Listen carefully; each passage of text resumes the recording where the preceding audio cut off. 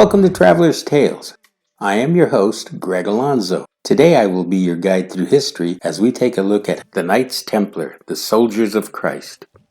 Before we begin, just a quick reminder to like, comment, and subscribe to Traveler's Tales. This really is the best way to help our channel grow. Don't forget to hit the little bell icon to be notified each time we post new videos. Moving right along, mythology tells us one thing, while archaeology tells us another. Who were the Knights Templar? Why was the order founded? How did they become so wealthy? Why did they fall from grace? Today we will answer these questions as we take a look at these noble warriors. The poor fellow soldiers of Christ and the Temple of Solomon were known as the Knights Templar. They were a formidable French military order of the Catholic faith. They were renowned for their bravery and heroism in battle and their faith in God, as well as their immense wealth. Point in fact, they were the most popular of the military orders and the wealthiest in Western Christianity. The Knights Templar were founded in the year of our Lord, 1118. Their purpose was to defend those pilgrims traveling to Jerusalem. The Templars headquartered themselves on the Temple Mount and existed for nearly 2 centuries during the Middle Ages. The location of their headquarters had a mystique because it was above what was believed to be the ruins of the Temple of King Solomon, officially endorsed by the Roman Catholic Church by such decrees as the Papal Bull Omne Datum Optimum of Pope Innocent II. The Templars became a favored charity throughout Christendom. Due to the favor of the Pope and their good works, they grew rapidly in membership and power. The Templar Knights in their distinctive white mantles with a red cross were among the most skilled fighting units of the Crusades. They were also prominent in Christian finance. The non-combatant members of the order, who made up as much as 90% of their members, managed a large economic infrastructure throughout Christendom. They did this by developing innovative financial techniques that were an early form of banking. This was done by developing nearly 1,000 commander posts and fortifications across Europe and the Holy Land. The Templars were closely tied to the Crusades.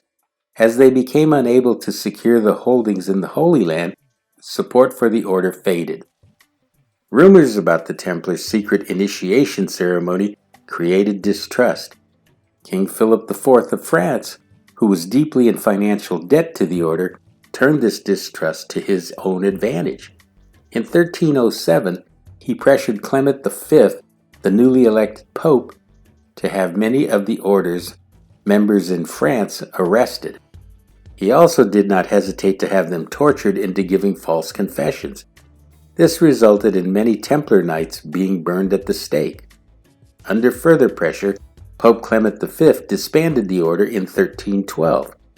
The abrupt disappearance of a major medieval European institution gave rise to speculation and legends which have currently kept the Templar name alive.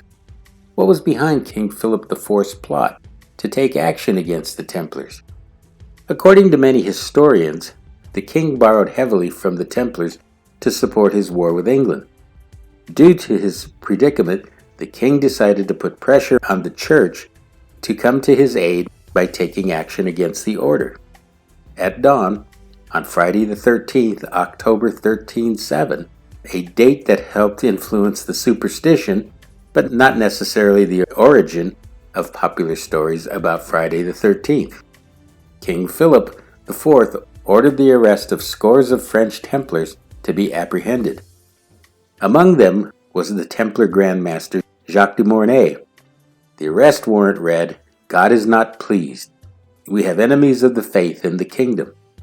Claims were made that during Templar admission ceremonies, recruits were forced to spit on the cross, deny the Christ, and engage in indecent kissing. Brethren were also accused of worshipping idols, and the order was said to have encouraged homosexual practices. Many of these allegations contain tropes that bear similarities to those made against other persecuted groups, such as Jews, heretics, and accused witches. These allegations were highly politicized and without any real evidence. Still, the Templars were charged with numerous other offenses. These included financial corruption, fraud, and secrecy.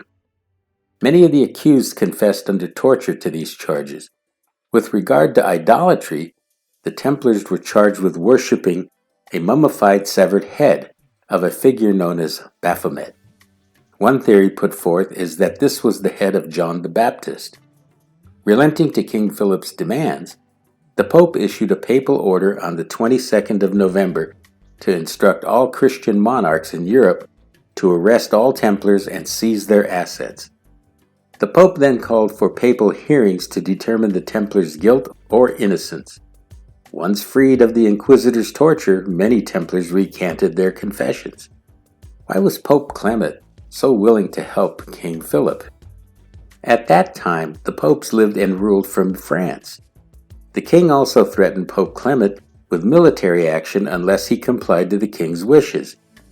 In 2001, a document known as the Chinon Parchment and dated 17 through 20 August 1308 was discovered in the Vatican archives.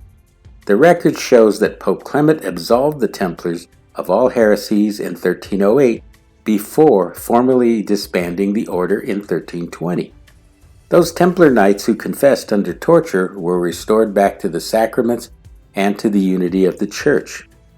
The current position of the Roman Catholic Church is that the medieval persecution of the Knights Templar was unjust and nothing was inherently wrong with the order or its rule. The Church also makes claim that Pope Clement V was pressed into his actions by the magnitude of the public scandal and by the dominating influence of King Philip IV, who was a relative of the Pope. What do you think? Were the Knights Templar unjustly charged with heresy and debauchery? Don't hesitate to share with us your thoughts. This brings us to the end of The Knights Templar, the Soldiers of Christ. Thank you for joining us for this edition of Traveler's Tales. Until we meet again at the crossroads of folklore and fact, Catequistos.